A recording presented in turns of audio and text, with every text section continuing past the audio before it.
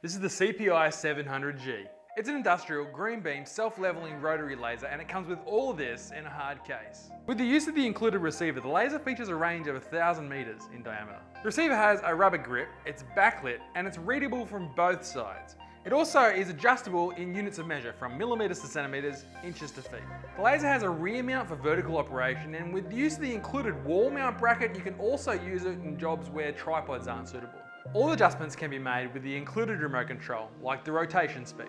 You can also adjust the work area if you're on a busy site so as not to interfere with other tradies nearby. The unit comes with 2 battery packs, both the rechargeable unit and another unit that you can put batteries in should you get stuck in a pinch on site. The CPI700G also has a dual dial-in a grade function, which means if you're putting in a sloping ceiling or a driveway or a swimming pool and you need a 9 or a 10% slope, you can simply set it in on the digital display along both the X and the Y axis, and the laser does the rest of the work for you. This machine is built for all sites and all weather, and the rubber handles will absorb a bump too.